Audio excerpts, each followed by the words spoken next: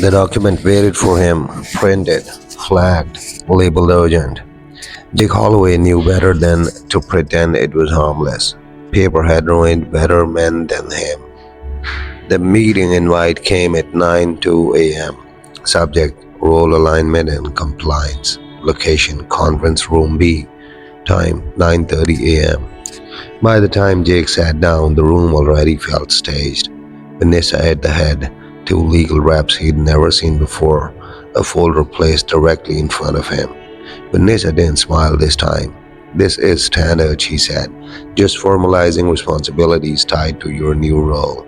Jake opened the folder slowly. The language was dense, deliberately exhausting, but one sentence stood out like a bruise. "The undersigned assumes operational accountability for financial irregularities arising under their oversight." Jake looked up. "So if something illegal happens," he said carefully, "I am responsible." One of the lawyers nodded.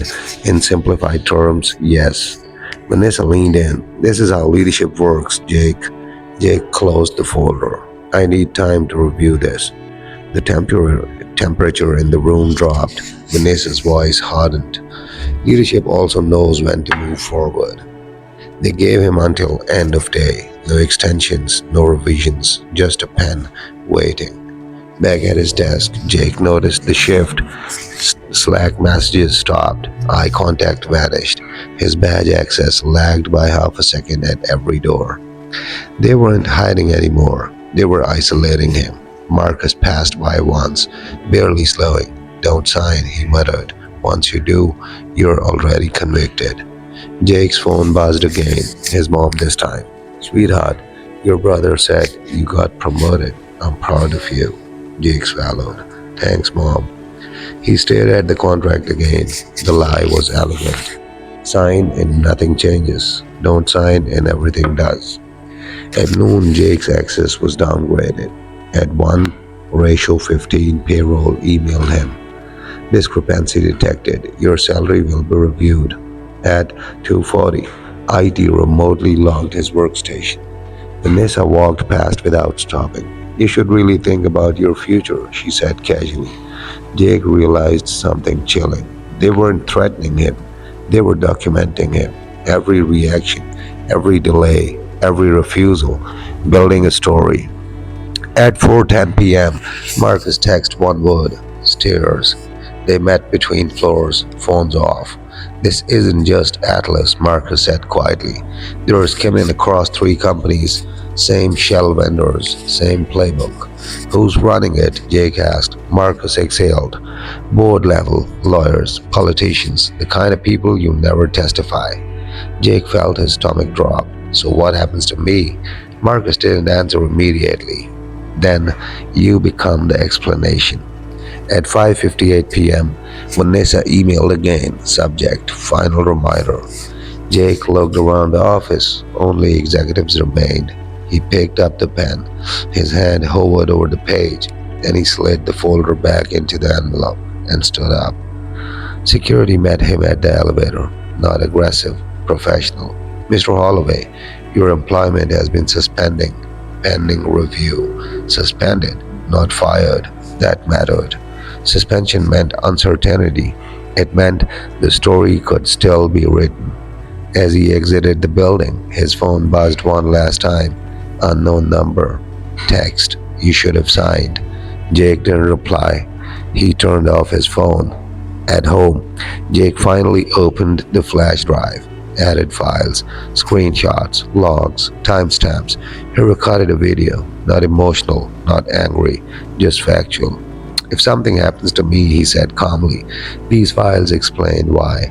He uploaded copies to 3 places and sent one email to Federal Labor Oversight. Subject: internal financial misconduct, Atlas Logistics. He didn't feel brave. He felt exposed. Jake Holloway went to bed that night unemployed, unprotected, marked, but no longer owned, because the moment he refused to sign, the job stopped cheating quietly and started fighting back. Jake refreshed his inbox for the first time that morning. Nothing. No update, no apology. No "we're looking into it." just silence. The corporate kind, the kind that tells you everything without saying a word. At lunch, Jake finally opened the company portal. His pay stub was there. Same hours, same workload, less money. They hadn't called it a pay cut. They labeled it adjustment due to performance alignment. Jake laughed under his breath, a short, bitter sound. Performance alignment. He'd been clocking out late for months, covering shifts, training new hires who already made more than him, skipping breaks, saying yes every time they asked for one more favor. That night, Jake sat in his car outside his apartment and didn't get out right away. He read the email again. No signature, no name, just policy language and a link to HR facts. That's when it hit him, not like anger, but like clarity. This job wasn't broken, it was built this way.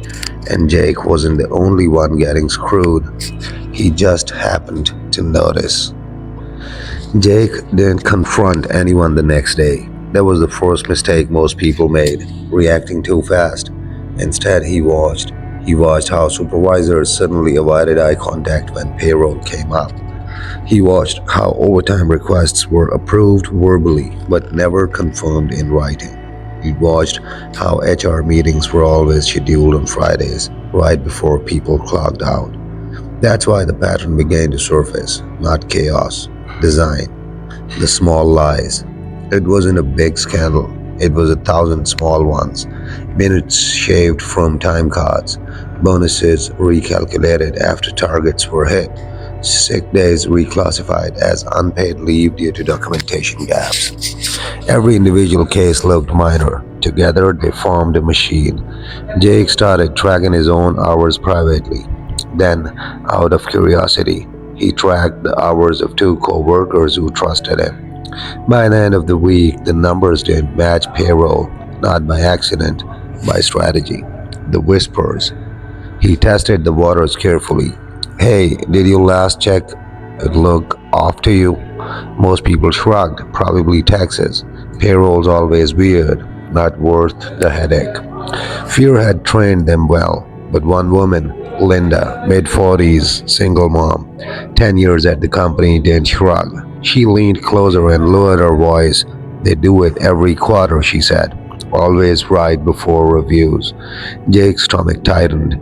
How do you know? He said. Linda smiled without humor. Because I've complained, she said, 3 times. Linda showed him the paper trail. Emails ignored, meetings postponed, a sudden demotion due to restructuring. She hadn't been fired. They'd done something worse. They'd made her invisible. No promotions, no raises, no protection. Just enough hours to survive. That's how they keep you quiet, she said. They don't punish you loudly, they suffocate you slowly. Jake went home that night and couldn't sleep. Not because he was angry, because he understood. Over the weekend, Jake did the math. He took average hourly discrepancies, multiplied them by department, then by weeks, then by years. The number was obscene millions, possibly more, and this was just one location. The thought made his chest feel tight. This wasn't wage theft, it was extraction. On Monday morning, Jake noticed something else, a closed door meeting, upper management, HR, legal, no stop notice, no agenda posted. When Jake passed by the conference room, voices dropped. Someone pulled the blinds. He kept walking, but he knew they knew something was shifting. That afternoon, his supervisor called him in. No paperwork, no HR present, just a tone shift. You've been asking a lot of questions lately, the supervisor said, leaning back in his chair. Jake kept his voice neutral. Just trying to understand payroll. The supervisor nodded slowly. Understanding is good, he said. Digging isn't. Jake felt the air thicken. This is a good job, the man continued. People would kill to be here. Jake didn't argue. He didn't apologize. That silence said more than words. That night, Jake sat at his kitchen table with a notebook. Not a spreadsheet, not a document, paper. He wrote down names, dates, amounts, patterns. Not because he planned to expose anything yet, but because he needed to know one thing. Was he crazy, or was the system counting on him not being brave? By midnight, the answer was clear. Jake wasn't imagining it. And now that he'd seen it, he had a problem. Because once you see how the game is rigged, you either walk away or you become a threat. Jake didn't act like a hero. Heroes burn fast. He acted like an employee who suddenly stopped trusting the system. The next morning, he brought a cheap USB drive to work. Nothing fancy, nothing that screamed intent. During breaks, he copied what he was already allowed to access: payroll summaries, shift approvals, internal memos labeled for management only. He didn't steal passwords, didn't hack anything. Everything he saved was something the company assumed no one would ever connect. That assumption was their blind spot. Jake named the folder something boring: Q3 reports. No drama, no suspicion. He noticed something else. Discrepancies always increased right before layoffs, right before bonuses for executives, right before earnings calls. Money wasn't missing randomly, it was being redirected upward. Jake highlighted dates on his notebook. Patterns don't lie, people do. 2 days later, something small happened. Jake's login stopped working. Not logged, not terminated, just delayed. IT told him it was a glitch. Try again tomorrow. That was the moment his instincts screamed. Systems don't glitch selectively. At lunch, Jake met with Marcus, a guy from compliance. Quiet, sharp, always unnoticed. Jake didn't accuse, he asked a question. Do payroll audits ever flag timing issues? Marcus paused, then shrugged. Only when someone forces them to. Jake nodded like it was nothing, but Marcus didn't move. After a beat, he said quietly, "Whatever you're looking at, make sure it's backed up." Then he stood up and walked away. Jake didn't follow. He didn't need to. That night, Jake made a second backup, encrypted, stored offsite, labeled with a date, not a name. He emailed himself nothing, left no digital trail. Paranoia wasn't fear anymore, it was preparation. Friday afternoon, 5 minutes before clock out, the email arrived. Subject: Performance Review Update. That alone was strange. Reviews weren't scheduled for another month. Inside was one sentence: Please report to HR on Monday at 9 a.m. No context, no agenda, no smiley face. Jake closed his laptop slowly. Around him, people were already mentally gone for the weekend, laughing, packing bags, making plans. Jake stayed seated because he knew this move. It wasn't about performance, it was about pressure. He didn't tell anyone, didn't panic, didn't rehearse speeches. Instead, he read labor law, wage theft statutes, whistleblower protections, case precedents. He learned one brutal truth fast: protection only works after you go public. Before that, you're alone. Sunday night, Jake opened his notebook one last time. He realized something that changed everything. This company didn't fear lawsuits, they feared patterns being proven. Individual complaints were manageable, evidence wasn't, and now Jake had evidence. As he closed the notebook, one thought settled heavy in his chest. They weren't inviting him to HR to talk, they were inviting him to choose silence and survival, or truth and whatever came with it. Monday was coming, and the system was already moving. Monday morning smelled like burnt coffee and carpet cleaner. Jake arrived at 8:52. 8 minutes early felt intentional. One time felt weak. HR sat at the far end of the building, a corridor most employees only walked once in their careers, and never twice. The receptionist smiled too hard. "Have a seat, they'll be right for you." They. That word alone hit him. This wasn't a conversation.